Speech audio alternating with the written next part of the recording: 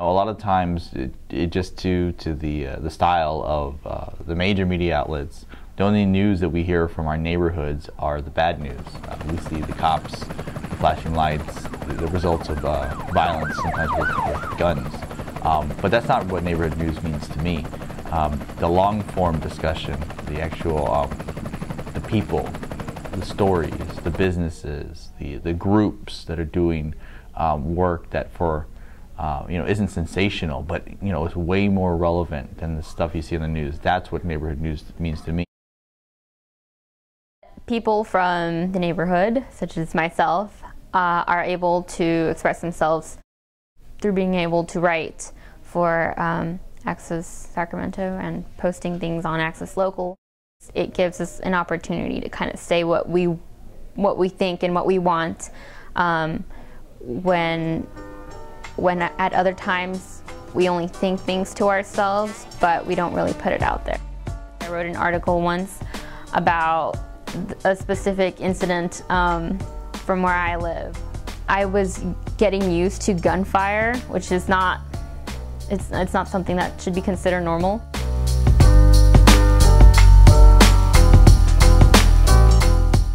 The Neighborhood News Correspondent program is basically a program where we take young people in South Sacramento and pay them a stipend to create content on a regular basis.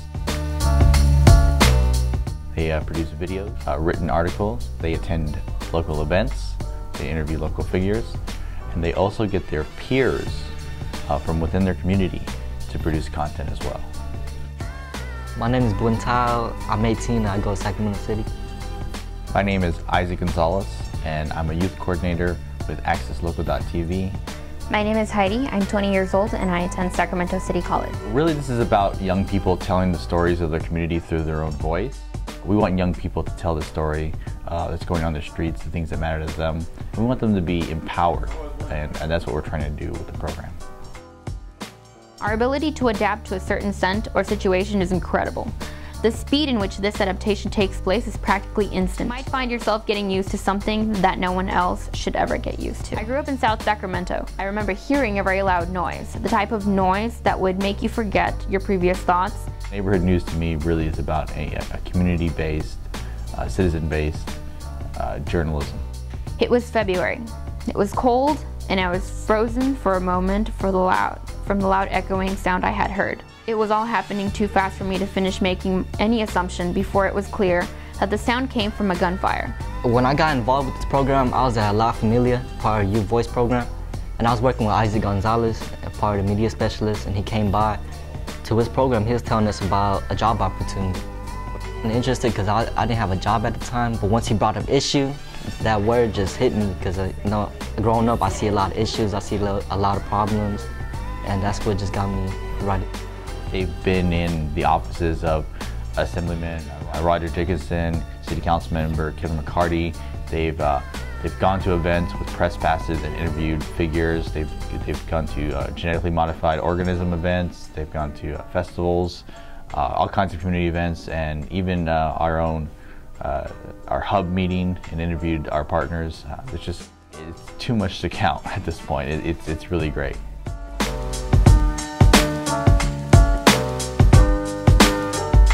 Once it got started, man, interviews was hard. It's hard to approach someone and ask them, can I take your picture? Can I ask you these questions? And one of the best experience I had was just sitting around for maybe 30 minutes, knowing I had to interview this person and finally getting the courage to stand up and say, hey, can I take a picture?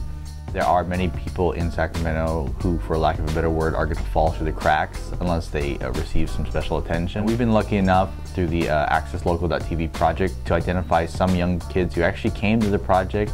Their initiation into the groups where I met them was through probation. They probably haven't been given as many chances to excel as others have been. And I gotta tell you personally, those are the most rewarding people that I get to work with. And I think that these young people are best suited to tell that story because they live in these neighborhoods. It was only a few seconds after the first shot that I had heard about 7 more. After hearing the screaming sound of the tires passing by with such quickness, I held my sheets a bit tighter. That night, I remember falling asleep to the sound of sirens from the police cars.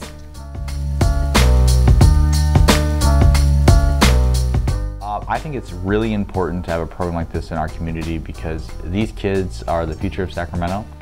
It's important because the youth in the community, they know nothing about it.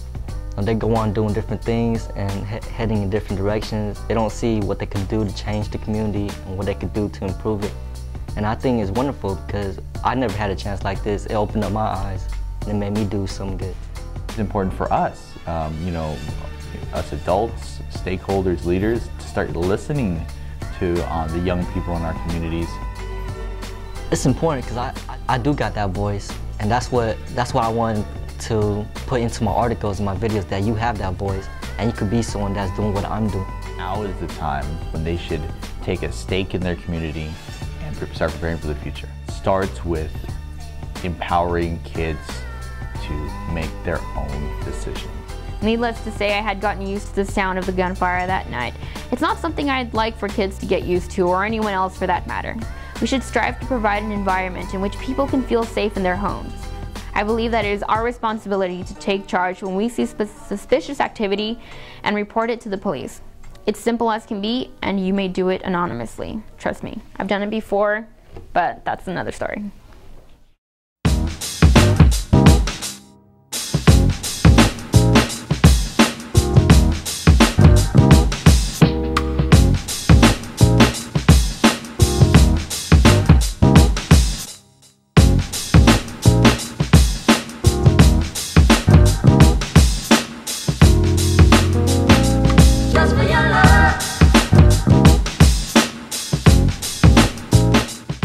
You think the dark is your ally? Born in the dark. Bred in it. Yes.